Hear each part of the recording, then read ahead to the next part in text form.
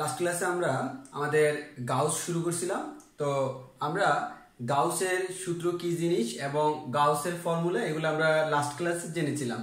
তো আমাদের ওইখানে আমরা লাস্ট ক্লাসে আরো যে জিনিসগুলো দেখেছিলাম সেটা হচ্ছে একটা হচ্ছে কিভাবে কুলম্বের সূত্র থেকে গাউসের সূত্রে কনভার্ট করা যায়, আবার কিভাবে গাউসের সূত্র থেকে কুলম্বের সূত্র কনভার্ট করা যায়। এই জিনিসগুলো আমরা শিখছিলাম। মোটামুটি আমাদের গাউসের সূত্র অ্যাপ্লাই করার জন্য যে যে জিনিসগুলো দরকার বা গাউসের সূত্র কি জিনিস আমরা মোটামুটি এটা সম্পর্কে ভালো একটা আইডিয়া নিয়েছিলাম।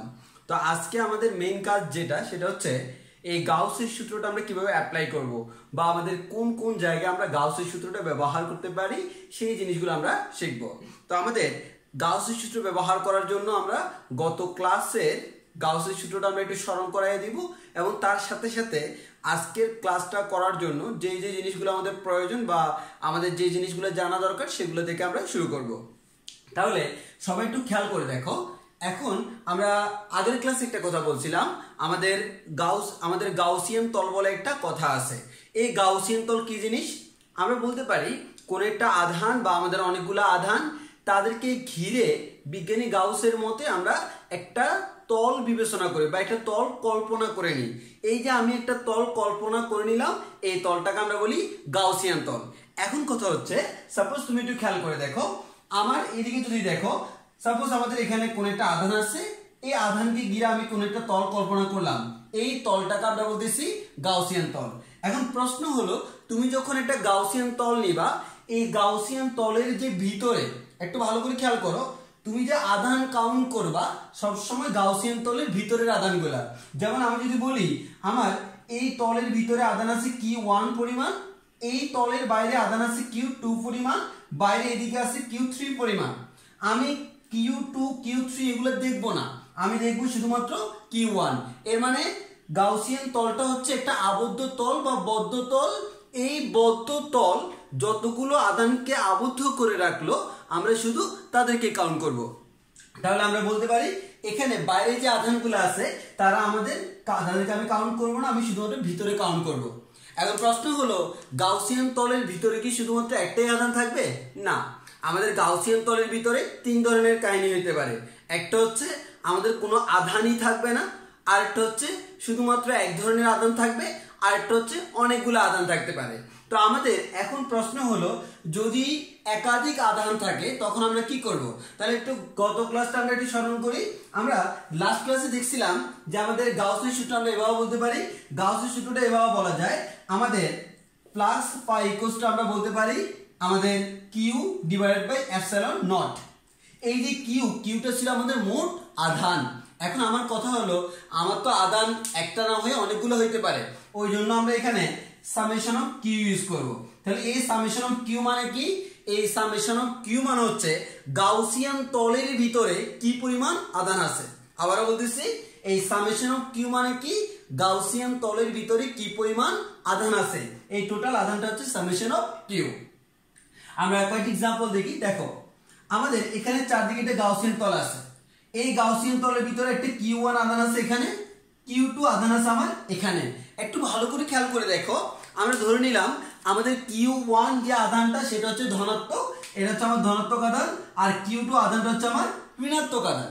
তাহলে সিম্পল আমরা বলতে পারি সমষ্টিটা কত হবে? সমষ্টি হবে Q1 - Q2।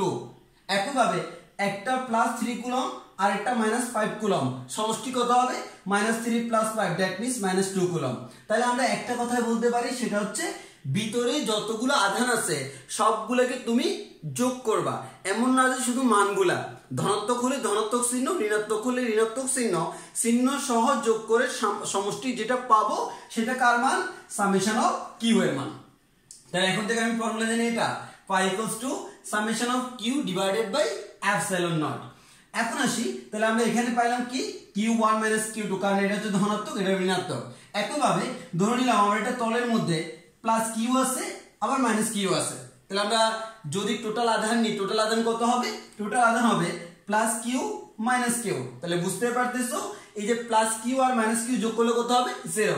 দ্যাট মিন্স এখানে আমাদের ফ্লাক্সের পরিমাণ 0। তো তাহলে আমরা এখানে বুঝতে পারতেছি এখানে আলটিমেটলি নিউট্রাল হয়ে গেছে, যে আমাদের plus Q R minus Q মিলে আমাদের কোনো আধান নাই যে অবস্থা তার মতো হয়ে গেছে। তাহলে এখান থেকে কোনো বলরেখা বের হবে? অবশ্যই না। আর আমরা জানি প্লাক্সটাকে আমরা বলরেখার সংখ্যা দিয়েও ডিফাইন করতে পারি। এখন আসি আমাদের এটা, এই যে গাউসিয়ান তল, দেখো ভিতরে কি কোনো আধান আছে? না, কোনো আধান নাই। তাহলে গাউসিয়ান তলের ভিতরে কোনো আধান নাই মানে কি? কোনো আধান নাই মানে হচ্ছে আমার কিউ এর মান 0। তাহলে আমরা সামেশন অফ কিউ এর মান 0 বসাইলাম, আলটিমেটলি আমাদের পায়ের মান 0 আসলো। তাহলে আমরা যে জিনিসটা দেখলাম সেটা হচ্ছে গাউসিয়ান তলের মধ্যে যদি একাধিক চার্জ থাকে বা একাধিক আধান থাকলে কি করতে হবে সেই জিনিসটা আমরা জেনে গেলাম। এবার আসি, যদি আমাদের গাউসিয়ান তলটাকে আমি কিভাবে বিবেচনা করব, সবচেয়ে ইম্পর্টেন্ট একটা কোশ্চেন, আমি গাউসিয়ান তলটা কিভাবে বিবেচনা করব। তাহলে গাউসিয়ান তল বিবেচনা করার ক্ষেত্রে একটু খেয়াল করে রাখবো। প্রথমত বলি, যদি আমাদের বিন্দু আধান থাকে, কি বললাম? বিন্দু আধান, বা আমরা যদি বলি আধানের গোলক থাকে, যদি কোনো গোলক থাকে, বিন্দু আধান বা গোলক থাকলে আমাদের গাউসিয়ান যে তলটা, ওই গাউসিয়ান তলটা হবে সবসময় গোলকের ন্যায়। তাহলে আবারও বলতেছি, যদি তোমার বলা হয় বিন্দু আধান, তার জন্য গাউসিয়ান তল কিসের ন্যায় হবে? গোলকের ন্যায়। আর যদি বলা হয় গোলক, অর্থাৎ আমাদের একটা গোলকের মধ্যে আধানগুলো বিন্যস্ত আছে, তার জন্য আমাদের গাউসিয়ান তল কি হবে? গোলাকার হবে, একটা গোলকের ন্যায়। তাহলে আমি কোন একটা বিন্দু আধান নিলাম, তার জন্য আমাদের গাউসিয়ান তল গোলাকার হবে। এটা বৃত্ত না, এটা কিন্তু একটা গোলক। একইভাবে আমার কিউ পরিমাণ আধান আছে, সেক্ষেত্রে গাউসিয়ান তলটা হবে গোলকের ন্যায়। তাহলে আমি এখানে যে জিনিসটা দেখলাম সেটা হচ্ছে গাউসিয়ান তল আমরা কিভাবে নিব। এখন এই ক্ষেত্রে তেমন কোনো ঝামেলা হয় না। ঝামেলা হয়, মনে করো একটা দণ্ড, এই যে আমার দণ্ড, এই দণ্ড বরাবর অনেকগুলা আধান আছে। এবার দেখো, এবার কিন্তু আমাদের আগের মতো আমি কাউন্ট করতে পারতেছি না। যদি একটা বিন্দু আধান হইতো আমি গোলক নিয়ে নিতাম, এখন তুমি একটা গোলক নিতে পারবে না। তো যদি আমার এরকম বিন্যস্ত থাকে, তাহলে বুঝতেই পারতেছো আমার কাছে একটা আধান থাকলে আমি কি করি? তার চারপাশে নিই, তাই তো? তাহলে অনেকগুলো আছে, সবার চারপাশে নিব। তাহলে দেখো প্রত্যেকটা চারপাশে নিতে নিতে নিতে নিতে কিসের ন্যায় হয়ে যাবে? সিলিন্ডারের মতো হয়ে যাবে। তখন আমি যে কাজটা করব সেটা হচ্ছে, এখানে আমি একটা সিলিন্ডার কাউন্ট করতেছি। দেখো আমরা এখানে একটা সিলিন্ডারের ন্যায় অংশ নিয়ে নিলাম, তার থেকে নির্দিষ্ট দূরত্বে সিলিন্ডারের ন্যায় অংশ। তাহলে খেয়াল করে দেখো, এই যে এটা হচ্ছে আমার সিলিন্ডারের পৃষ্ঠতলটা, সারফেস। এটা হচ্ছে আমার সিলিন্ডারের সারফেসটা। আর এদিকে দেখো একটা তল আছে, এদিকে একটা তল আছে। একটা কথা বলে রাখি, আমরা আগেই বলছিলাম গাউসের সূত্র করতে হলে সবসময় এটা কি হইতে হবে? আবদ্ধ। এখন যদি তুমি চারপাশে শুধুমাত্র এই যে গোলাকার অংশটা নাও, এটা কি আবদ্ধ? না, এই অংশে একটা ছিদ্র আছে, এই অংশে একটা ছিদ্র আছে। ওই কারণে আমাকে এই দুটো ছিদ্র বন্ধ করে দিতে হবে। এর মানে এটাও একটা তলের ন্যায় কাজ করবে, এটাও একটা তলের ন্যায় কাজ করবে। তাহলে আমরা বলতে পারি এখানে তল কয়টা? 3টা। দেখো, একটা হচ্ছে এই তল, একটা হচ্ছে এই তল, একটা হচ্ছে এই তল। এই 3টা তলের জন্য প্লাক্স কয়টা হবে? 3টা তলের জন্য প্লাক্স হবে 3টা।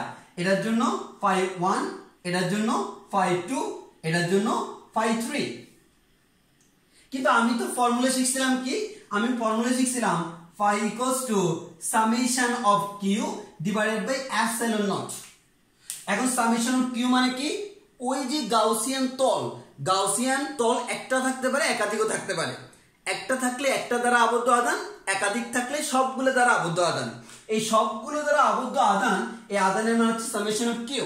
তো আমার এখানে আবদ্ধ আধানের পরিমাণ আমি সামেশন অফ কিউ বের করে নিব, যে আমরা যখন করব তখন দেখব যে এক এক জায়গায় এরকম ভাবে বের করতে হয়। তো আমার কথা হচ্ছে এই যে এখানে ফাইটা, এই ফাই দ্বারা বোঝাচ্ছে টোটাল ফ্লাক্সটা।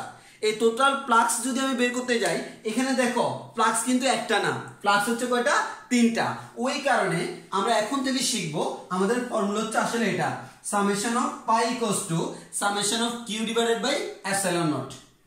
যদি আমাদের ফ্লাক্স যদি একটা হয় পাই ইউজ করব, একাধিক হইলে সামেশন অফ পাই। আধান একটা হইলে কিউ, একাধিক হইলে সামেশন অফ কিউ। এখন আসি তাহলে আমি এভাবে কিভাবে লিখতে পারি? এই পাই মান হচ্ছে pi 1 plus pi 2 plus pi 3 equals to summation of Q divided by epsilon naught. এই কথাগুলো আমরা বলতে পারি। এখন আসো তাহলে আমরা একটা জিনিস দেখলাম কি, যদি গাউসিয়ান তলে একাধিক আধান থাকে তখন হবে সামেশন অফ কিউ, তখন হবে সামেশন অফ কিউ। আর যদি একাধিক তল থাকে তখন হবে সামেশন অফ পাই। তাহলে একটু ভালোভাবে মাথায় রাখো, একাধিক আধান থাকলে সামেশন অফ কিউ, আর একাধিক তল থাকলে সামেশন অফ পাই। এই জিনিসটা দিয়ে আমরা করতে পারবো। এখন আসি আমাদের এইদিকে, এই জিনিসটা মনে দেখা যাচ্ছে না, তো আমি এইদিকে বলি। প্রথমত আমি যদি বলি, আমরা ফ্লাক্সের ফর্মুলা পড়ছিলাম sum integration of E D A cos theta. Integration of E D A cos theta কি ছিল? ফ্লাক্সের ফর্মুলা। তাহলে আবার গাউসের সূত্র থেকে আমরা কি জানি? ফাই ইকুয়ালস টু হচ্ছে Q divided by epsilon naught. এখন আসো, এই ফাইটা সামেশন অফ পাই হইতে পারে, আবার কিউটা সামেশন অফ কিউ হইতে পারে ডিভাইডেড বাই এপসাইলন নট। এবার আসো, ফাই এর মান কত? ফাই এর মান যদি একাধিক হয়, দেখো ফাই 1 আলাদা, ফাই 2 আলাদা, ফাই 3 আলাদা করে তাদেরকে যোগ করতে হবে। তো আমি ধরে নিচ্ছি এখানে একটা হইলে পাই ইকুয়ালস টু এটা বলা যায়। তখন আমি বলতে পারবো এই যে আমার এখানে ফাই এর মান কত? Integration of E D A cos theta equals to summation of Q divided by epsilon naught. এখন আসো, আমরা এই লাইনটা তুমি এখানে দেখতে পাচ্ছ। তো আমি কি দেখলাম? Integration of E D A cos theta equals to summation of Q divided by epsilon naught. এবার আসি আমাদের কাজগুলো কি। আমাদের কাজ হচ্ছে বিভিন্নভাবে বিন্যস্ত আধানের জন্য প্রাবল্য নির্ণয় করা। কি নির্ণয় করা? প্রাবল্য। দেখো এখানে কি কোনো প্রাবল্য দেখা যাচ্ছে? অবশ্যই দেখা যাচ্ছে, এই যে ই। তাহলে আমি একটা কাজ করি, আমাদের একটু ভালো করে খেয়াল করে দেখো, যদি দূরত্ব সেম হয় সেক্ষেত্রে আমার প্রাবল্য কি হবে? সেম হবে। তো আমরা গাউসের যে আমরা গাউসিয়ান তল যে নিব, গাউসিয়ান তলটা আমি এমন ভাবে নিব যাতে করে আমাদের প্রাবল্যের কোনো পরিবর্তন না হয়। তাহলে আমি যে কাজটা করতে পারি, ইটা আমার কনস্ট্যান্ট, তারপর হচ্ছে থিটা। গাউসিয়ান তলটা আমি এমন ভাবে নিব যাতে করে থিটারও কোনো পরিবর্তন না হয়। এই পরিবর্তন না বলতে কেমন বোঝাচ্ছে আমি বলি। যেমন আমি যদি এখানে একটা কথা বলি, তুমি একটু ভালো করে খেয়াল করো। আমাদের কোন একটা আধান, দেখো আমাদের কোন একটা আধান, এই যে আমাদের প্লাস কি পরিমাণ আধান আছে এর চারদিকে। তাহলে আমি যদি বলি আমাদের তার চারদিকে আমি একটা তল নিলাম, তলটা দেখতে এরকম। তাহলে একটু খেয়াল করে দেখো, এখানে আমি যদি বলি তার প্রাবল্য কোন দিকে? প্রাবল্য হচ্ছে এখানে এই বরাবর, এখানে প্রাবল্য এই বরাবর, এখানে প্রাবল্য এই বরাবর, কেন্দ্র থেকে বাইরের দিকে। এখন আসি, এখানে প্রাবল্য এই বরাবর। তাহলে সবাই একটু ভালো করে খেয়াল করে দেখো, আমার এখানে যে আমরা পাই বলি, এই থিটা বলি, এই থিটাটা কার কার মধ্যবর্তী কোণ? লাস্ট ক্লাসে বলছিলাম, সেটা হচ্ছে আমাদের ক্ষেত্র ভেক্টর এবং প্রাবল্যের মধ্যবর্তী কোণ। ক্ষেত্র ভেক্টরের দিক কোন দিকে? তলের ঠিক লম্ব দিকে। তাহলে দেখো এখানে যদি তুমি চিন্তা করো, এখানে যে আমার তলটা, এই যে তলটা, দেখো আমরা এই যে তলটা তার ঠিক লম্ব দিক হচ্ছে এটা। তাহলে এটা হচ্ছে আমার ক্ষেত্র ভেক্টরের দিক, আর এটা হচ্ছে প্রাবল্যের দিক। এই কোণটা আমাদের থিটা। তাহলে এই কোণটা হচ্ছে আমার থিটা। আবার এখানে দেখো, এখানে আমার তল, এই তল নম্বর এটা, এই কোণটা থিটা। একটু ভালো করে খেয়াল করে দেখো, আমার এখানে থিটা আর এখানে থিটা কিন্তু সেম না। এই সেম না হওয়ার কারণে তুমি বিরাট ঝামেলায় পড়ে যাবা। তাহলে আমি একটা কাজ করতে পারি, সেটা হচ্ছে কি, আমি যদি এরকম না ধরে তাকে একটা গোলক ধরে নিই, তখন কিন্তু প্রত্যেকটা বিন্দুতে ক্ষেত্র ভেক্টরের দিক যেদিকে, প্রাবল্য সেম দিকে। এখন প্রশ্ন হচ্ছে এটার বদলে এটা ধরলে কোনো সমস্যা আছে কিনা। আচ্ছা দেখি সমস্যা আছে কিনা। সাপোজ ধরে নিলাম এই আধান থেকে টোটাল আমাদের বলরেখা বের হয় 100টা। তাহলে এই যে আমাদের একটা গাউসিয়ান তল, এই তলটাকে কয়টা বলরেখা সেট করবে? 100টা। তাহলে টোটাল বলরেখার সংখ্যা 100। তাহলে এটার বদলে যদি আমি এটা লিখি, তাও কিন্তু 100টাই সেট করে। এর মানে তুমি এটা দাও আর এটা দাও, কোনো সমস্যা নাই। তাহলে আমি কোনটা দিব? অবশ্যই গোলাকার। তাহলে আমরা যে কাজটা করব, আমরা ম্যাথ করার সময় আমরা ক্যালকুলেশন করার সময় সবগুলা গোলাকার ধরে নেব। তাহলে খেয়াল করো, আমি এমন ভাবে ক্যালকুলেশন করব যাতে ইটা কনস্ট্যান্ট থাকে, এমন ভাবে ক্যালকুলেশন করব যাতে থিটা কনস্ট্যান্ট থাকে। আর থিটা কনস্ট্যান্ট মানে কি? cos থিটা রাশিটা কনস্ট্যান্ট। তাহলে আমাদের এখান থেকে ই এবং cos থিটা যদি কনস্ট্যান্ট হয়, এটা বের হয়ে চলে আসবে integration of DA. Integration of DA মানে কি? এই যে ডিএ মানে, ইন্টিগ্রেশন অফ ডিএ মানে হচ্ছে কি টোটাল ক্ষেত্রফল, আর এই গোল চিহ্ন দ্বারা কি বোঝাচ্ছে? আবদ্ধ ক্ষেত্রফল। এই টোটাল যে আবদ্ধ ক্ষেত্রফল, দ্যাট মিন্স গাউসিয়ান তল আমি যেটা নিছিলাম, ওই গাউসিয়ান তল দ্বারা টোটাল আবদ্ধ ক্ষেত্রফলটা আমাকে বের করতে হবে। তো টোটাল আবদ্ধ ক্ষেত্রফলটাকে আমি নাম দিলাম কি? এ। তাহলে এ মিন্স গাউসিয়ান তল দ্বারা আবদ্ধ অংশের ক্ষেত্রফল। এবার আসো, তাহলে আমার কার মান বের করতে হবে? একটু আগে বলছি ই এর মান, তাহলে ই ইকুয়ালস টু বলা যায় summation of Q divided by এই যে summation of Q divided by epsilon naught আমার আছে, আর এদিকে cos থিটা ইনটু a, তাহলে আমার cos থিটা ইনটু a, এই ফর্মুলাটা মুখস্থ রাখতে হবে। এই ফর্মুলা দিয়ে আমরা যাবতীয় ক্যালকুলেশন করব। তাহলে আমি ফর্মুলাটা এদিকে আবার লিখতেছি, ফর্মুলাটা কি, ই ইকুয়ালস টু হচ্ছে summation of Q divided by epsilon naught cos theta into a। তাহলে আমাকে কি কি করতে হবে দেখো, তোমার লাগবে সামেশন অফ কিউ, এর মানে তুমি ক্যালকুলেশন করার সময় তোমার কি কি লাগবে, একটা সামেশন অফ কিউ, তুমি সামেশন অফ কিউ বের করে নিবা। দেন এপসাইলন নট তো মুখস্থ, এই কি থিটা লাগবে, আমরা ম্যাক্সিমাম ক্ষেত্রে দেখবো থিটাটা আমাদের জানা আছে, এবং এ মানে হচ্ছে এরিয়া, যে আমাদের যে তলটা আছে ওই তলে এরিয়ার সূত্র আমরা মুখস্থ জানবো সবগুলা, কারণ আমরা কমন শেপ ধরবো, এমন না যে আমি এলোমেলো একটা শেপ ধরতেছি, আমরা সবসময় গোলক ধরবো বা সিলিন্ড্রিক্যাল ধরবো, যার কারণে আমি সবগুলো এরিয়া আমি জানবো। এবার আসি, তাহলে আমরা অলরেডি আমাদের ফর্মুলা জেনে গেছি, এই ফর্মুলাটা ব্যবহার করে এবার আমরা গাউসের সূত্র অ্যাপ্লাই করব। তাহলে অলরেডি গাউসের সূত্রের মাধ্যমে কিভাবে প্রাবল্য বের করতে হয়, ওই প্রাবল্য বের করার ফর্মুলা আমরা জেনে গেছি। এবার আসি 1 নাম্বার প্রশ্ন, মানে আমরা আমাদের 1 নাম্বার প্রমাণ। তাহলে 1 নাম্বার প্রমাণ আমরা বলতে পারি, এটা কি বলা হলো সবাই একটু লিখে নিতে পারো, সুষমভাবে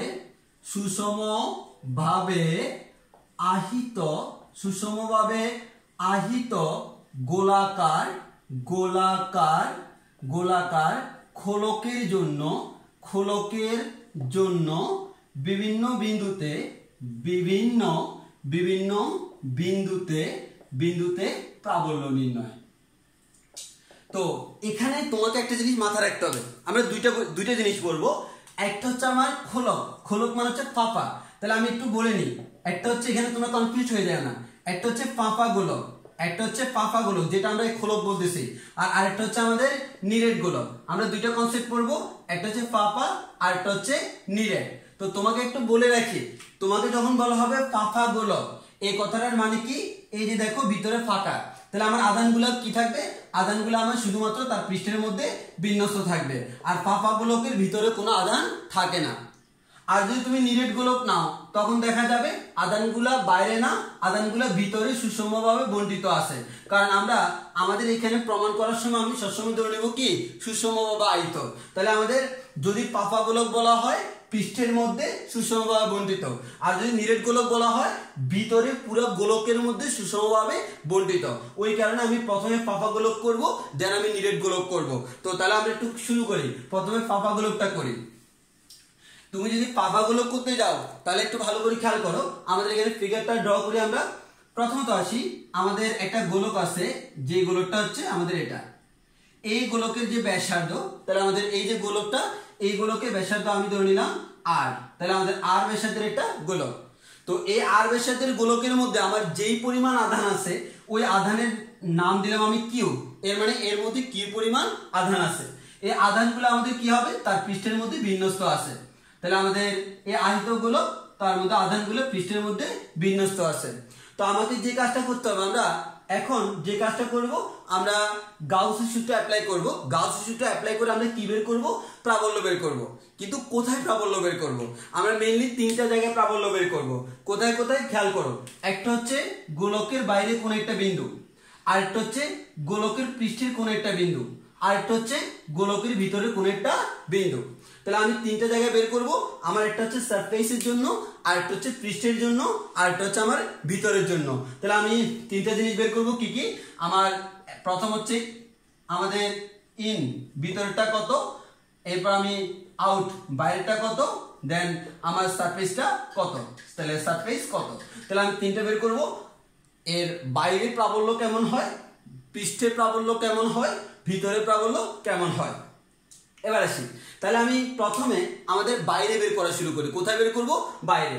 তো বাইরে বের করতে হলে তুমি একটু খেয়াল করো, আমি আগে আমাদের যে গাউসের যে ফর্মুলাটা আমি লিখে রাখি।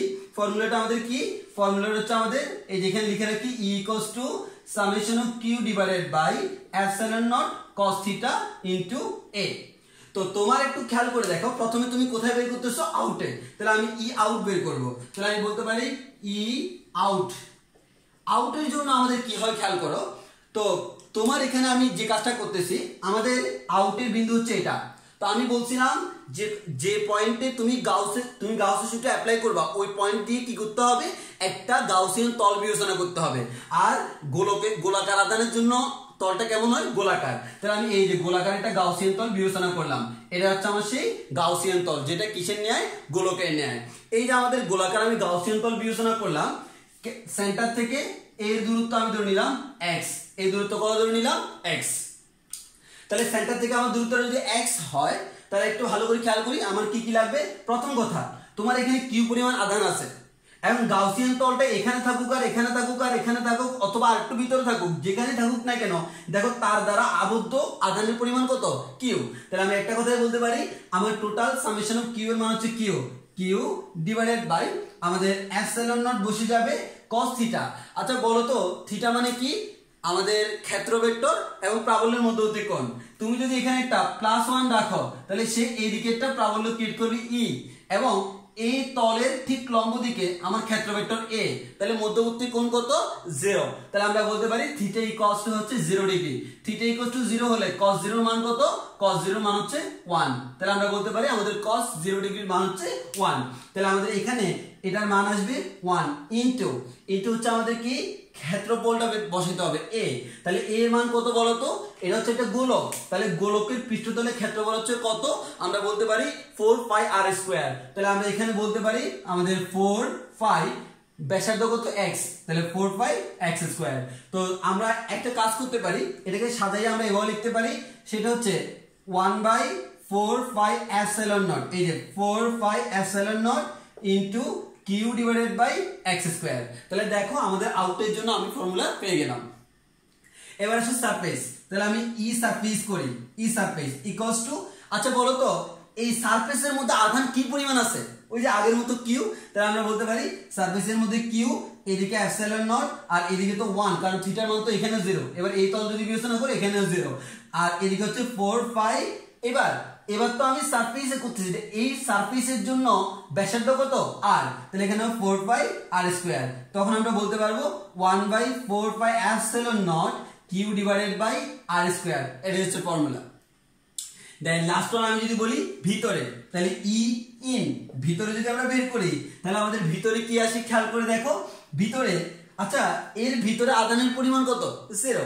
ভিতরে যদি তুমি চিন্তা করো, ভিতরে কোনো বিন্দুতে আধানের পরিমাণ 0, তাহলে কিউ এর মান হচ্ছে 0, আর এপসাইলন নট এটা আগের মতো 1 হবে। 4 পাই, এটা তুমি যত ধরো না কেন ধরে নিলাম এই দূরত্ব x প্রাইম, তাহলে 4 পাই x prime square, ultimately answer আসে 0। তাহলে আমরা বলতে পারি যে এখান থেকে আমরা তিনটা পাইলাম, আউটে এই ফর্মুলা, সারফেসে এই ফর্মুলা, ইন এই ফর্মুলা। তাহলে আমাদের তিনটা ফর্মুলা আমরা পাশাপাশি লিখে আমরা গ্রাফ ড্র করব এখন। তাহলে একটু খেয়াল করো, তাহলে আমরা যে জিনিসটা খেয়াল করতেছি, আমাদের কোন একটা ফাফা গোলক যার ব্যাসার্ধ হচ্ছে বড় হাতের r, যার মধ্যে আধানের পরিমাণ q, তার জন্য আউটের ফর্মুলা কি, ই আউট ইকুয়ালস টু কত, 1/4 pi epsilon naught into q divide by x square. x means বাইরের দূরত্বটা, এরপর E surface equals to 1/4 pi epsilon naught Q divided by r square. r means গোলকের ব্যাসার্ধ, আর ই ইন ভিতরের জন্য কত হবে, 0। তাহলে আমরা এই জিনিসগুলো জানি। তাহলে একটু ভালো করে খেয়াল করে দেখো, তাহলে আমাদের কি হচ্ছে, আমাদের এই ফর্মুলাগুলো, তাহলে আমি যে জিনিসটা বলতে পারি, ভিতরে যে কোনো বিন্দুতে প্রাবল্য কত, 0, পৃষ্ঠে প্রাবল্যের মান এটা, আর তুমি যতই বাইরে যাচ্ছ x এর মান তত বাড়ে। এখানে দেখো, এখানে x ইকুয়ালস টু কত, r, এবং এখানে x এর মানটা কি r এর থেকে বড়, তাহলে আমার x এর মান যত বাড়বে ই এর মান তত কমবে। তাহলে আমি গ্রাফটা যদি আঁকি, আমাদের গ্রাফটা দেখতে কেমন হবে খেয়াল করো। আমি এদিকে ধরলাম আমাদের x অক্ষ বরাবর আমি দূরত্বটা ধরলাম x, y অক্ষ বরাবর ধরলাম প্রাবল্য। তাহলে দেখো আমি যদি বলি এটাই আমার সেই গোলক, তাহলে আমাদের এতটুকু হচ্ছে আমাদের x ইকুয়ালস টু, এটা হচ্ছে r। তাহলে ভিতরে প্রাবল্য কত, 0, তাহলে ভিতরে প্রাবল্য 0, পৃষ্ঠে প্রাবল্য সর্বোচ্চ, দেন প্রাবল্যের মান আস্তে আস্তে কমতে থাকে। তাহলে আমাদের যদি গ্রাফ আঁকি, গ্রাফটা দেখতে এরকম হবে। এবার আসি, তাহলে আমাদের যদি খোলক বলা হয় বা ফাফা গোলক বলা হয়, তখন আমি খুব ইজিলি বের করে ফেললাম। এবার হচ্ছে সুষমবাহিত গোলাকার খোলক না, এবার হচ্ছে আমাদের কি নিরেট গোলকের জন্য। তাহলে আমাদের এবার আমরা আহিত নিরেট গোলকের জন্য বের করব। তাহলে আমাদের নিরেট গোলক যদি হয়, নিরেট গোলক, তাহলে নিরেট গোলক হলে আমাদের কি হবে একটু খেয়াল করে দেখি। তো আমি আবার আগের মতো যদি কাউন্ট করি, দেখো এই যে এটা আমার একটা নিরেট গোলক যার ব্যাসার্ধ হচ্ছে আর। তাহলে যেহেতু নিরেট গোলক, তাহলে বুঝতেই পারতেছো এর মধ্যে আধানগুলো ভিতরে সুষমভাবে বণ্টিত আছে। ভিতরে যে আধানগুলা প্লাস কিউ পরিমাণ আধান মনে করে দিলাম, সেটা ভিতরে সুষমভাবে বণ্টিত। তাহলে আমাদের আধানগুলো সুষমভাবে কি আছে, বণ্টিত আছে। যদি আমার এখানে ভিতরে আধানগুলা সুষমভাবে বণ্টিত থাকে, তাহলে আমরা আগের মতো তিনটা জিনিস বের করব। একটা হচ্ছে বাইরে, আরেকটা হচ্ছে পৃষ্ঠে, আরেকটা হচ্ছে ভিতরে। তো তুমি প্রথমে বাইরের কথা চিন্তা করো। তুমি যদি বাইরে একটা গাউসিয়ান তল বিবেচনা করো, তাহলে ঠিক আগের মতো আমি বাইরে গাউসিয়ান তল বিবেচনা করলে, তাহলে আমি এখানে পাচ্ছিটা কি, এখানে যেটা পাচ্ছি ই আউট ইকুয়ালস টু আমাদের, তুমি এখানে প্লাস কিউ পরিমাণ আধান দিছ। এখন বাইরে যদি একটা গাউসিয়ান তল বিবেচনা করো, আধানের কোনো পরিবর্তন হচ্ছে না, that means Q epsilon naught into আগের মতো থিটার মান 0। তাহলে cos থিটার মান যদি cos 0 মান কত 1 ইনটু আগের মতো এই দূরত্ব যদি আমরা x ধরি, এটা হবে 4 পাই x স্কয়ার। তাহলে লেখা যায় 1/4 pi epsilon naught into q by x square. Then তুমি যদি এখানে চিন্তা করো পৃষ্ঠে দূরত্ব কত r, তখন আমি বলতে পারবো e সারফেস ইকুয়ালস টু আমাদের q ডিভাইডেড বাই, কারণ সারফেসে আধানের পরিমাণ সেম, এপসাইলন নট ইনটু এটার মান 1/4 পাই r স্কয়ার। তাহলে বলা যায় 1/4 pi epsilon naught q divided by r square. তো মেইনলি আমাদের এই দুটো জিনিস জানা ছিল, একটা হচ্ছে আউট, একটা হচ্ছে সারফেস। এই দুইটা আমাদের হুবহু আগের মতো। সো আশা করি বুঝতে পারছো। এখানে সবচেয়ে ঝামেলা তোমাদের যেটা নিয়ে হবে সেটা হচ্ছে ভিতরে কত। তো ভিতরটা আমি একটু বলি, ভিতরটা আমি একটু ব্যাখ্যা করি। এখন তোমাকে যদি ভিতরটা ব্যাখ্যা করতে যাই, তাহলে একটু ভালো করে খেয়াল করো, আমি একটু বড় করে রাখি, তাহলে তোমাদের সুবিধা হবে। তো আমি এখন যে কাজটা করব, এখন আমি ভিতরে বের করব। এই ভিতরে বের করার জন্য আমি যে কাজটা করতেছি, তো আমি আবার আগের মতো ধরে নিলাম এটা। দেন এটা আমাদের ভিতরে আধানগুলো বিন্যস্ত আছে, অনেকগুলো আধান আছে। তাহলে আমাদের ভিতরে আধানগুলো বিন্যস্ত আছে এবং আমরা ধরে নিলাম এটা সুষমভাবে বণ্টিত। তাহলে আমাদের এখানে যে আধানগুলা, এই আধানগুলো সুষমভাবে বণ্টিত। এখন এটার যে রেডিয়াসটা বা ব্যাসার্ধটা, সেটা আর আমি আগে থেকে জানি। তো আমি কি করতেছি, আমি ভিতরে কোন একটা বিন্দু নিচ্ছি, এই বিন্দু। তাহলে এই বিন্দুর জন্য আমি একটা গোলক কল্পনা করি। এই যে আমরা আগেই বললাম, যে পয়েন্টে বিবেচনা করব ওই পয়েন্টের জন্য একটা গাউসিয়ান তল বিবেচনা করতে হবে। তাহলে এটার জন্য একটা গাউসিয়ান তল বিবেচনা করব। ধরে নিলাম এই যে দূরত্ব, এই দূরত্বটা আমি ধরে নিলাম x। এখন তুমি সিম্পল খেয়াল করে দেখো, আমি যদি ক্যালকুলেশন করতে যাই, তাহলে বলা যায় e ইকুয়ালস টু, তাহলে e ইন ইকুয়ালস টু উপর হচ্ছে q। তাহলে আমি ধরে নিলাম এটার মধ্যে আধান আছে q পরিমাণ, আর এখানে আধান আছে আমি ধরে নিলাম q প্রাইম পরিমাণ। মানে কতটুকু তো আমি জানি না, কারণ দেখো এখানে যেহেতু আধানগুলো সুষমভাবে বণ্টিত, দ্যাট মিন্স তুমি যত ভিতরে যাবা আধানের পরিমাণ তত কমতে থাকবে। তাহলে আমি ধরে নিলাম এখানে আধানের পরিমাণ কত, এখানে আধানের পরিমাণ হচ্ছে q প্রাইম। তাহলে আমি এখান থেকে ক্যালকুলেশন করে বলতে পারবো q prime divided by epsilon naught into cos 0, আগের মতো cos 0 মান কত 1। তো আমি ডাইরেক্ট 1 বসাই দিচ্ছি, cos 0 মান হচ্ছে 1, তাহলে আমি 1 বসাই দিচ্ছি ইনটু আমাদের এখানে কি থাকে, এই থাকে এরিয়া। দেখো এটার এরিয়া কত, x যেহেতু জানি, তো সিম্পলি বলা যায় 4 পাই x স্কয়ার, ঠিক কি না? তাহলে আমাদের এতটুকু করা শেষ।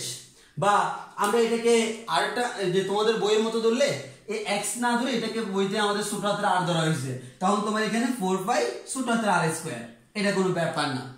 এখন মেইনলি আমাদের ঝামেলা যেটা, সেটা হচ্ছে এই যে কিউ প্রাইমের মানটা কত। যে আমাদের এখানে কিউ প্রাইম, এই যে আমাদের এখানে যে কিউ প্রাইম আধান আছে, এই কিউ প্রাইমের মানটা আমাদের কত। তো একটু ভালো করে খেয়াল করো, এই যে টোটাল গোলকটা, এই গোলকের আয়তন কত v, এই গোলকের আয়তন কত v। তাহলে আমি একটা কথা বলতে পারি, v আয়তনে আধান আছে, আধানের পরিমাণ সমান হচ্ছে কিউ। তাহলে একক আয়তনে আধানের পরিমাণ কত, কিউ ডিভাইডেড বাই ভি। একটু ভালো করে খেয়াল করে দেখো, এই Q divide by V, V মানে কি আয়তন, এই ভিটা কার আয়তন, মেইন গোলকের আয়তন। মেইন গোলকের ব্যাসার্ধ বড় হাতের r, তাহলে এটা হচ্ছে 4/3 পাই r কিউব। এই টার্মটাকে আমি নাম দিলাম রো। তাহলে রো মিন্স কি, একক আয়তনে আধানের পরিমাণ। আচ্ছা, এটা মানে হচ্ছে এক একক আয়তনে কতটুকু আছে। এখন যদি আমি তোমাকে বলি, আমার চারপাশে যে রুমটা আছে, এই রুমের একক আয়তনে বাতাসের ভর 1 কেজি। তাহলে আমি যদি বলি রুমের আয়তন 1 একক না হয়ে রুমের আয়তন হচ্ছে 100 একক, তাহলে আমাদের ভর কত গুণ হবে? 100 গুণ। তাহলে সিম্পল, একক আয়তনে আধান যদি এতটুকু হয় তার সাথে যে কোনো আয়তন গুণ করে দিলে ওই আয়তনে আধানের পরিমাণ পেয়ে যাব না? অবশ্যই পাবো। তাহলে আমরা বলতে পারি এটা হচ্ছে একক আয়তনে আধান।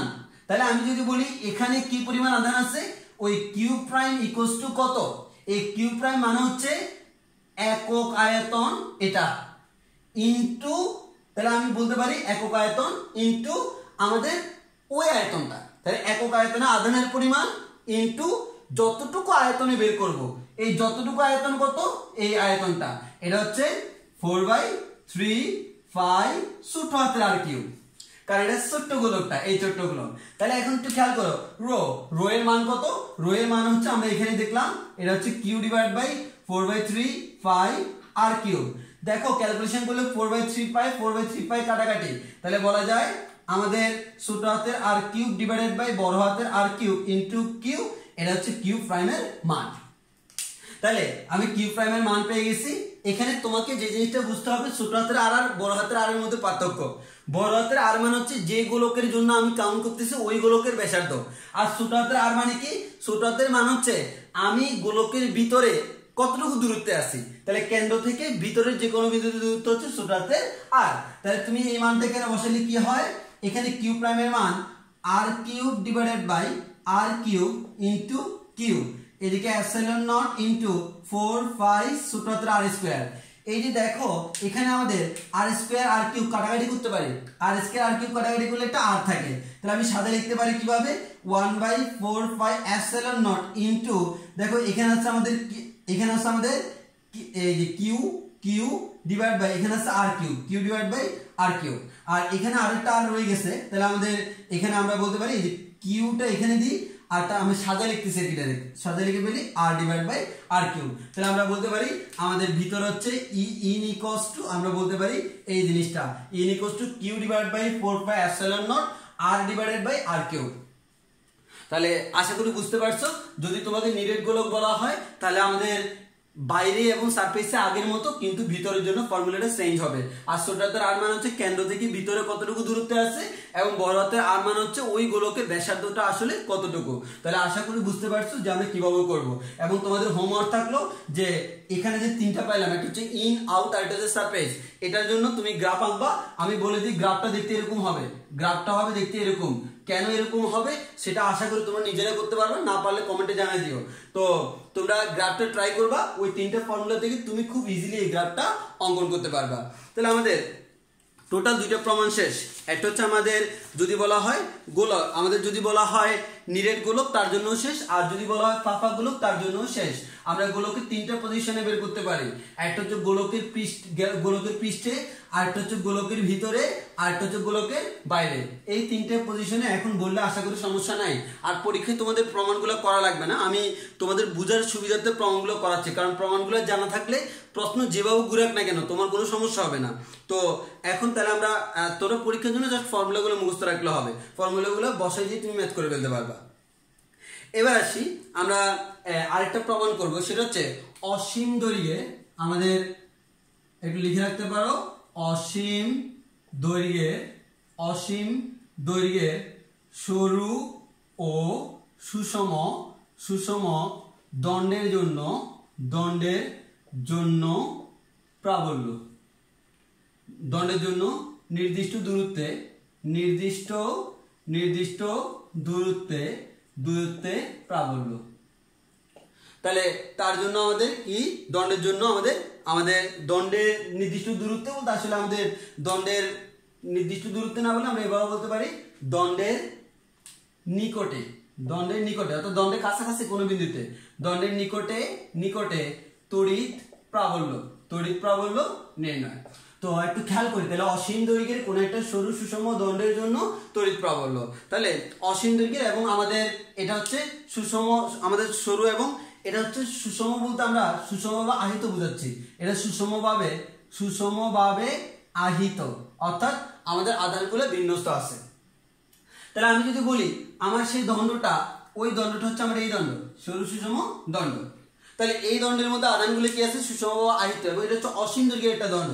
তাহলে আমাদের এই যে আধানগুলো বিন্যস্ত আছে, অনেকগুলো আধান আছে, এটা হচ্ছে আমাদের অসীম দৈর্ঘ্যের, তার মধ্যে আমি একটা অংশ নিলাম। এখন কথা হচ্ছে তুমি যখন অসীম দৈর্ঘ্যের নিবা তুমি কিন্তু পুরো দৈর্ঘ্যটা নিতে পারবা না, কারণ অসীম মানে এটা কাউন্ট করা পসিবল না। তো আমি কি করব, একটা অংশ নিব। কারণ দেখো আমি যদি বলি এটা অসীম দৈর্ঘ্যের এটা তার, তাহলে এই পয়েন্ট থেকে তার থেকে এখানে প্রাবল্য যা, এখান থেকে নির্দিষ্ট দূরত্বের প্রাবল্য সেম, এখান থেকে নির্দিষ্ট দূরত্বের প্রাবল্য সেম। দ্যাট মিনস তুমি জাস্ট একটা অংশ বিবেচনা করলে হবে, তাহলে তুমি যে কোনো জায়গায় পাবা। তো আমি যে কাজটা করবো, তাহলে তার থেকে একটা নির্দিষ্ট দূরত্ব নিই, তার থেকে একটা নির্দিষ্ট দূরত্ব নিলাম, মনে করো এটা হচ্ছে আমাদের আর দূরত্ব। কিন্তু এই যে আর দূরত্ব করবা তার জন্য আমি একটু আগে বলছিলাম আমাদের গাউসিয়ান তলটা সুষমর জন্য আমাদের এরকম সরল লেখার জন্য কি হবে, একটা সিলিন্ড্রিক্যাল টাইপসের হবে। তাহলে আমি সিলিন্ড্রিক্যাল টাইপসের একটা শেপ নিই যা আমাদের সিলিন্ডারের ন্যায়। তাহলে এই যে দেখো সিলিন্ডারের এটা হচ্ছে আমাদের সেই আরটা, তাহলে আমি একটা সিলিন্ড্রিক্যাল শেপ আমি পেয়ে গেলাম। এই সিলিন্ড্রিক্যাল শেপ আমি নিলাম। ওকে, দেন এবার তোমাকে এখানে কয়েকটা কথা বিবেচনা করতে হবে। সেটা হচ্ছে প্রথম কথা হচ্ছে আমরা এখানে এই যে আমি এই সারফেসগুলো, এই যে আমি সিলিন্ডারটা নিলাম, এই সিলিন্ডারের ব্যাসার্ধ হচ্ছে কত আর, এবং তুমি পুরো তারটা নাও নাই, তুমি তারের একটা অংশ নিলাম, এই অংশের দৈর্ঘ্যটা হচ্ছে এল। এর মানে আমি শুধুমাত্র এল দৈর্ঘ্য কাউন্ট করব, পুরোটা আমি কাউন্ট করব না। এখন আমার কথা হচ্ছে তুমি এল দৈর্ঘ্য কাউন্ট করো আর যাই করো না কেন, এখানে সবচেয়ে ইম্পর্টেন্ট কথা হচ্ছে গাউসিয়ান তল দ্বারা আবদ্ধ আধান কত, কারণ সামেশন অফ কিউ তো লাগবে। হ্যাঁ, এর জন্য আমরা একটু ভালো করে খেয়াল করি।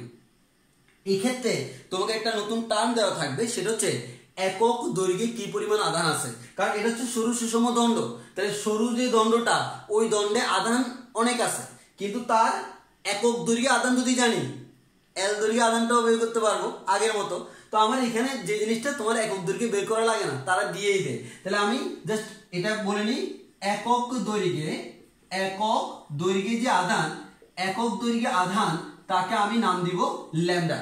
তাহলে এই ল্যামডা হচ্ছে কি, একক দৈর্ঘ্যে আধান। তাহলে পরীক্ষায় যখন বলা থাকবে একক দৈর্ঘ্যে আধানের মান এত, সেটা কার মান, ল্যামডা এর মান। তাহলে আমার লাগবে কত দৈর্ঘ্য, এল দৈর্ঘ্য। এই এল দৈর্ঘ্যের মধ্যে এর ভিতরে যে পরিমাণ আধান আছে সেটা হচ্ছে সামেশন অফ কিউ। তাহলে সুতরাং এল দৈর্ঘ্যে আধানের পরিমাণ হচ্ছে কত, lambda L. This is our summation of Q. তাহলে সামেশন অফ কিউ পেয়ে গেলাম কত, ল্যামডা এল। এখন আসি, আমরা তো আগে বলছিলাম গাউসের ফর্মুলা এটা, পাই ইকুয়াল টু হচ্ছে কিউ বাই এপসাইলন নট। কিন্তু ঝামেলা হচ্ছে এটা হচ্ছে সামেশন অফ কিউ, এটা হচ্ছে সামেশন অফ পাই। এটা হচ্ছে একাধিক আধান থাকলে, এটা অলরেডি বের করে ফেলছি। এটা কি, একাধিক তল থাকলে। তাহলে আমার যেহেতু তল একাধিক, তাহলে তোমাকে একাধিক তলের জন্য ভিন্ন ভিন্ন ভাবে কাউন্ট করতে হবে। তো আমি ধরে নিলাম এই তলের জন্য পাবো প্লাস পাই 1, এই তলের জন্য প্লাস পাই 2, এই তলের জন্য প্লাস পাই 3। এই তলের এরিয়া A1, এই তলের এরিয়া A2, এই তলের এরিয়া A3। এখন A1 যে এরিয়া, এটা কি একটা বৃত্ত না? তাহলে আমাদের এই যে বৃত্ত, এই বৃত্তের যে আমাদের এরিয়াটা আছে, তাহলে আমাদের এটা হচ্ছে এই বৃত্তের এরিয়া। দেন আমার এখানে হচ্ছে চারপাশে যে এটা হচ্ছে কি সিলিন্ডারের পৃষ্ঠটা। এই সিলিন্ডারের যে পৃষ্ঠ, এই পৃষ্ঠের সিলিন্ডারের যে পৃষ্ঠের ফর্মুলা কি, পৃষ্ঠের ফর্মুলা আমরা জানি 2 পাই আর এল। আর এটা তো তোমরা জানো পাই আর স্কয়ার ফর্মুলা, এটা তোমরা জানো পাই আর স্কয়ার ফর্মুলা। এখন আসি থিটার মান কত। তুমি যখন করবা তোমাকে তিনটা আলাদা আলাদা করতে হবে। তো আমি তিনটা আলাদা আলাদা করে করি। প্রথমে পাই 1, প্রথমত আসে আমি এই পাই যে বের করব, পাই এর ফর্মুলা কি ছিল, integration of E D A cos theta. তাহলে integration of E D A cos theta, এটাই ছিল আমার ফর্মুলা। তো এখানে একটু ভালো করে খেয়াল করো, phi 1 ইকুয়ালস টু এটা, phi 2 equals to integration of E D A cos theta, phi 3 equals two integration of E D A cos theta. তো আমরা আগেই তো বলছিলাম যদি একাধিক তল থাকে প্রত্যেকটা ফ্লাক্স বের করে, তাহলে আমি কিন্তু বলতে পারবো সামেশন অফ পাই মানে কি, সবগুলোর যোগফল পাই 1 প্লাস পাই 2 প্লাস পাই 3। এখন একটু খেয়াল করে দেখো, আমার এখানে যে জিনিসটা লাগবে মেইনলি সেটা হচ্ছে আমার থিটার মান। প্রথম আসো প্রথম তল। এই প্রথম তলে একটু ভালো করে খেয়াল করে দেখো, আমার তল তো এটা, হ্যাঁ, যেমন আমি যদি সিম্পল বলি, আমার এটা হচ্ছে মনে করো সিলিন্ড্রিক্যাল শেপটা, হ্যাঁ, এটা হচ্ছে আমার সিলিন্ড্রিক্যাল শেপটা। তাহলে দেখো এই সিলিন্ড্রিক্যাল শেপের এই যে তলটা, এটা হচ্ছে আমার এটা।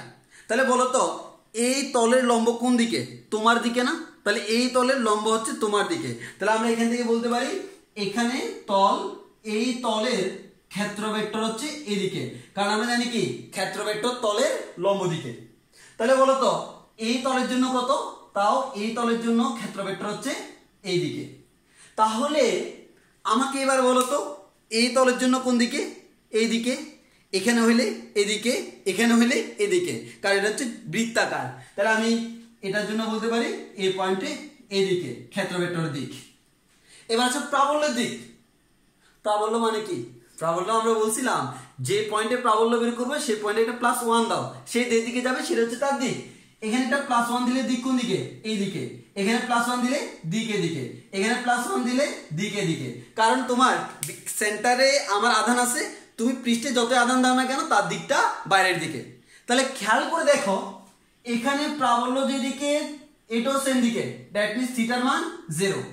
এখানে প্রাবল্য এইদিকে আর ক্ষেত্রফলের মান এইদিকে, তাহলে আমার মধ্যবর্তী কোণটা কত 90। ঠিক সেম ভাবে এখানেও মধ্যবর্তী কোণ 90। তাহলে এখানে থিটার মান 90, এখানে থিটার মান 90, আর এখানে থিটার মান কত 0। এবার আসো cos 90 ডিগ্রি মান কত 0, দ্যাট মিন্স এটা 0 হয়ে যাবে, এটা 0 হয়ে যাবে, আর cos 0 মান কত 1। এর মানে এটা হচ্ছে ইন্টিগ্রেশন অফ EDA। তাহলে তোমরাই বলো তিনটাকে যোগ করলে आंसर কত আসবে, ইন্টিগ্রেশন অফ EDA। তাহলে আমরা বলতে পারি সামেশন অফ পায়ের মান আসলো ইন্টিগ্রেশন অফ EDA, এটা হচ্ছে আমার সামেশন অফ পায়ের মান। তো আমি মুছে ফেলতেছি, এই জিনিসটা জাস্ট মুখস্থ রাখো, দেন আমি সামনে প্রসিড করতে পারবো। এখন একটু খেয়াল করো যে আমাদের তাহলে আমাদের ফর্মুলাটা কি ছিল, আমাদের ফর্মুলা ছিল এরকম summation of phi equals to summation of Q divide by epsilon naught. এটার মান কত, integration of EDA equals to আমরা কি বলতে পারতেছি, তাহলে এখান থেকে এটার মান কত lambda L divided by epsilon naught. এবার এটা তো কনস্ট্যান্ট বের হয়ে চলে আসবে, আর integration of DA, integration of DA মানে কি টোটাল ক্ষেত্রফল। তাহলে আমি এটাকে একসাথে লিখে দিই, এটা হচ্ছে EA। তো EA equals to lambda L divided by epsilon naught. E এর মান কত lambda L divided by epsilon naught A। A মানে কি আমাদের A মানে হচ্ছে ক্ষেত্রফল। দেখো এটা পাইছিলাম কার জন্য, এই তলের জন্য, আমি কিন্তু এই তল আর এই তলের জন্য পাই নাই। সো এই ক্ষেত্রফলটা কোন ক্ষেত্রফল, এই তলের ক্ষেত্রফল। হ্যাঁ, তাহলে আমার ওই তলের ক্ষেত্রফলটা কত হবে, সেটা হচ্ছে এপসিলন নট ইনটু 2 পাই আর এল, এদিকে ল্যামডা এল, এল এল চলে যাবে। তাহলে আমার এল এল চলে গেলে আমার থাকে কি, তাহলে আমরা এটা ডাইরেক্ট সাজায় লিখে ফেলি, সেটা হচ্ছে E equals to 1/2 pi epsilon naught lambda divide by r. এটাই হচ্ছে আমাদের ফর্মুলা। তাহলে এটা হচ্ছে আমাদের ফর্মুলা, যে আমাদের যদি কখনো বলা হয় যে আমাদের অসীম দৈর্ঘ্যের কোন একটা দণ্ড, যেই দণ্ডের মধ্যে আধানগুলো সুষমভাবে বণ্টিত, তখন ওই তার দণ্ড থেকে আর দূরত্বে, এটা হচ্ছে দণ্ড থেকে দূরত্ব আর দূরত্বে প্রাবল্যের ফর্মুলা হচ্ছে এটা equals to 1/2 pi epsilon naught lambda divide by r, যেখানে ল্যামডা মানে হচ্ছে একক দৈর্ঘ্যে আধানের পরিমাণ। আবারও বলতেছি ল্যামডা মানে কি, ল্যামডা মানে হচ্ছে ওই যে আমার তারটা, ওই যে আমাদের দণ্ডটা, দণ্ডের একক দৈর্ঘ্যে আধানের পরিমাণ। অনেক সময় তোমার এখানে দণ্ড না বলে সিলিন্ডার শেপও বলতে পারে। তো আমার মনে করো এই যে এই ধরনের সিলিন্ডার শেপ, তার জন্য নতুন শেপটা কেমন ধরবো, সেটাও সিলিন্ডার, এবং এক্স্যাক্টলি সেম আসবে। অর্থাৎ দণ্ড বলুক আর সিলিন্ডার বলুক, দুই ক্ষেত্রে আনসার সেম। এবার আসি আমাদের নতুন প্রশ্ন, বলা হবে আমাদের চার্জিত পরিবাহী পাত, জিনিসটা খেয়াল করো, চার্জিত পরিবাহী পাতের জন্য প্রাবল্য। তো চার্জিত পরিবাহী পাতের জন্য প্রাবল্য বলতে আমরা আসলে কি বুঝতেছি, খেয়াল করো।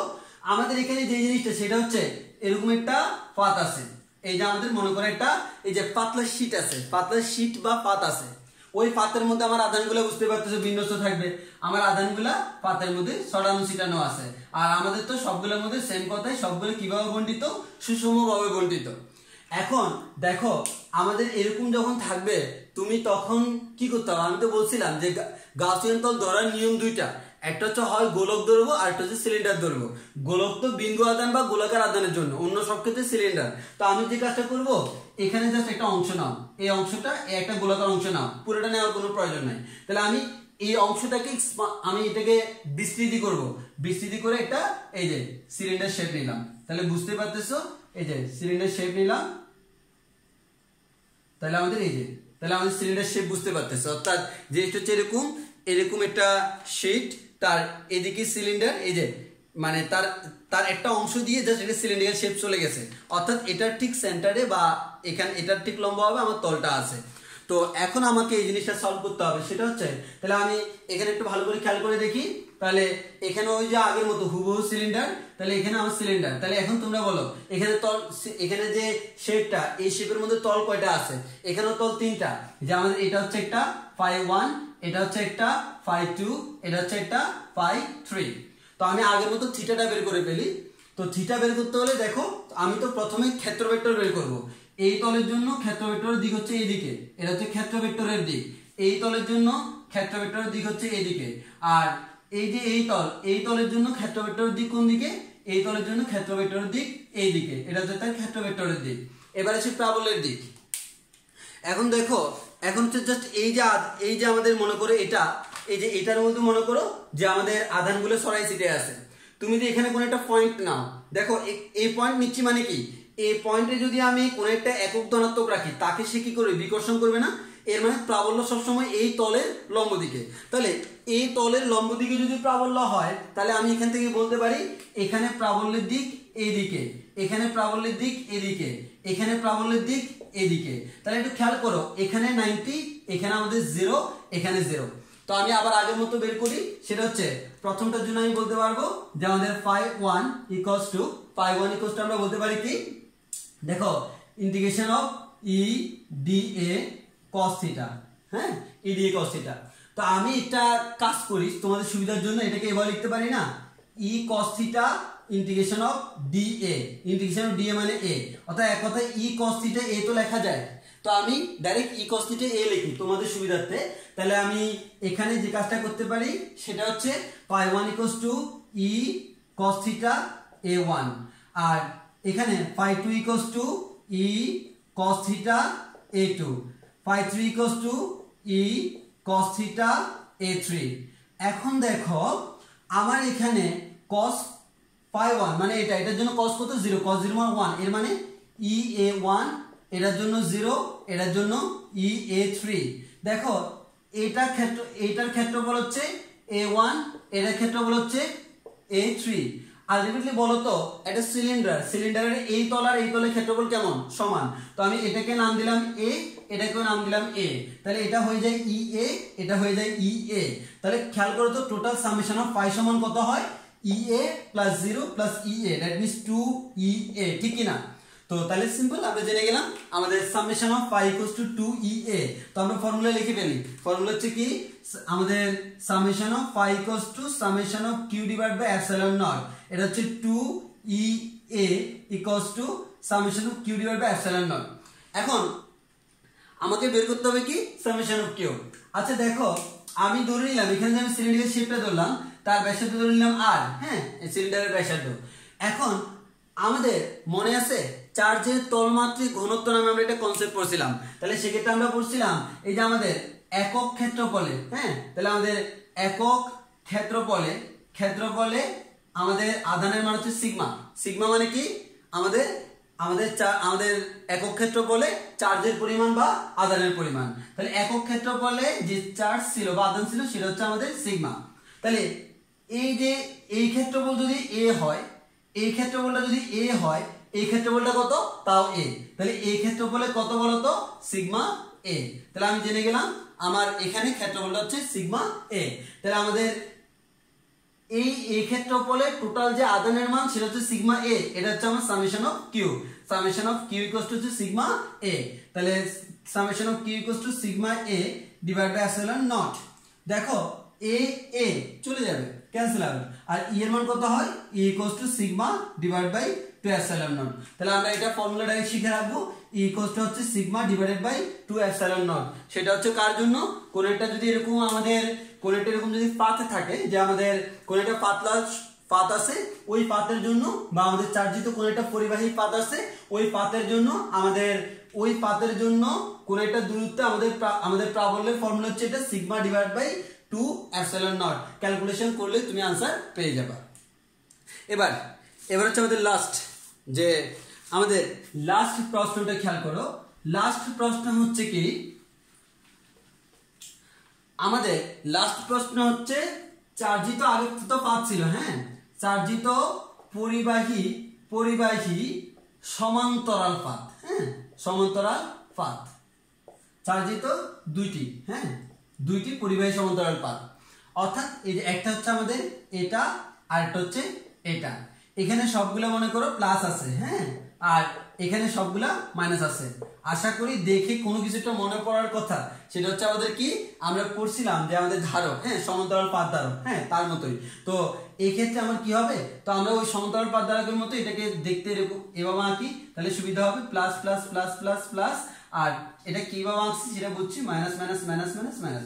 অর্থাৎ আমি এদেরকে একবার সামনে থেকে দেখলে কেমন মনে হবে, এরকম জাস্ট একটা পাতলা এটা আদান মনে হবে, আমি সেভাবে লিখলাম। আসলে এটা দেখতে এরকম, আমি লিখলাম এরকম সুবিধার জন্য। তো আচ্ছা, তার আগে বলে রাখি, এরকম একটা পাত যখন দিলাম, বলো তো এটার জন্য কত?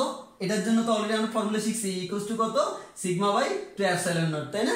ওকে, দেন আমাকে কি করতে হবে, সেটা হচ্ছে আমাকে এখানে যে কাজটা করতে হবে, দুইটা বিন্দুতে বের করতে হবে, একটা হচ্ছে ভিতরের বিন্দু আর একটা হচ্ছে বাইরের বিন্দু।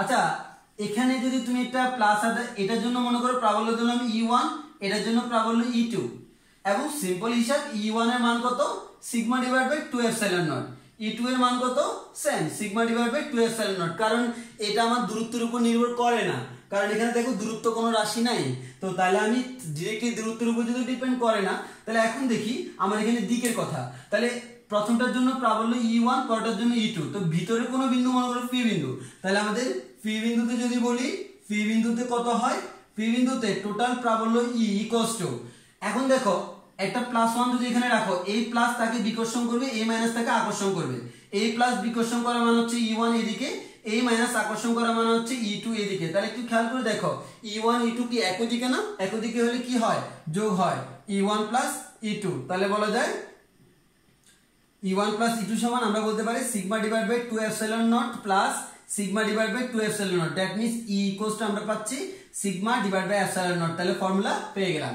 অর্থাৎ দুইটা সমান্তরাল পাতের যদি ভিতরে কোনো বিন্দু হয়, তখন হচ্ছে E equals to sigma by epsilon naught.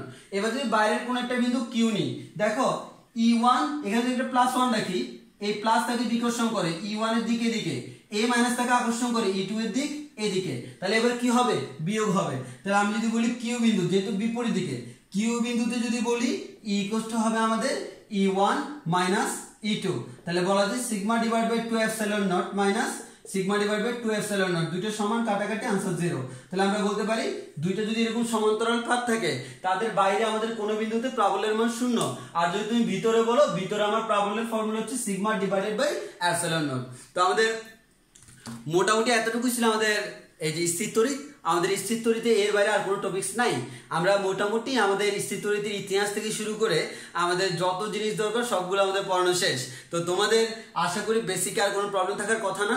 এই বেসিকগুলো যদি প্রপারলি তোমরা ক্লিয়ার করো, আশা করি কোনো জায়গায় আটকাইতে হবে না। যে তোমাদের ইন্টার পরীক্ষা বলো, অ্যাডমিশন বলো, আমাদের যে কোনো অ্যাডমিশন, আমাদের ফিজিক্সটা তো সব জায়গায় লাগে, medical admission, varsity admission, engineering সব জায়গায় লাগবে। তো বিশেষ করে তো আমাদের এখানে আমরা বেসিক পার্টটা শেষ করছি, এটা যদি প্রপারলি বুঝে থাকো, দেন এরপর আমরা ম্যাথ ক্লাসগুলো করবো। যে আমাদের এটার এই চ্যাপ্টারে যে ম্যাথগুলো আছে, ম্যাথগুলো যদি আমরা করে ফেলি, তখন দেখবা যে আমাদের কোনো জায়গায় তোমাদের প্রবলেম হবে না। আর যদি বেসিকটা প্রপারলি আসলেই ক্লিয়ার করে থাকো, তাহলে দেখবা প্রশ্ন যেরকম ঘুরাক আমাদের কোনো প্রবলেম নাই। আমাদের ফিজিক্স জিনিসটা খুবই ইজি। আমাদের ঝামেলা হচ্ছে আমরা বেসিকটা ক্লিয়ার করে পড়ি না, আর বেসিকটা ক্লিয়ার করে না পড়ার কারণে আমাদের দেখা যায় ইন্টারমিডিয়েট লেভেলে ম্যাক্সিমাম ফিজিক্স A+ মিস করে। তো আশা করব তোমরা এই যে বেসিকটা প্রপারলি বুঝতে পারছো। যেহেতু আমাদের ভিডিও ক্লাস, তোমরা চাইলে তো একটা জিনিস দুইবারও দেখতে পারো। আর বিশেষ করে তোমরা যে কাজটা করবে, আমাদের হয়তো এই যে পুরো ক্লাস নেওয়ার সময় মাঝে মধ্যে কিন্তু আমাদের এই যে স্লিপ অফ টাং এর কারণে আমাদের কিছু ভুল, মানে এই যে অনেক সময় ভুল বলে ফেলি, যে একটা বলতে যাই প্লাসের জায়গায় মাইনাস বলে ফেললাম, মাইনাসের জায়গায় প্লাস, আকর্ষণের জায়গায় বিকর্ষণ, বিকর্ষণের জায়গায় আকর্ষণ। হ্যাঁ, এই ধরনের অনেক এই যে একটু ভুল টুল হয়ে থাকে, এগুলা তোমরা একটু খেয়াল করে পড়বা। হ্যাঁ, যেমন আমাদের এই যে প্রথম ক্লাসে আকর্ষণ বিকর্ষণ নিয়ে একটা ভুল বলা হয়েছিল।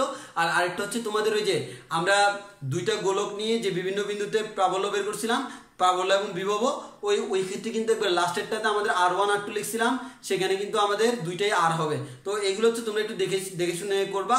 যে তো আশা করি যদি প্রপারলি ক্লিয়ার থাকে, তোমাদের কোনো প্রবলেম হবে না। আজকের ক্লাস এতটুকুই। নেক্সট ক্লাসের জন্য সবাইকে আমন্ত্রণ। ধন্যবাদ সবাইকে। আসসালামু আলাইকুম।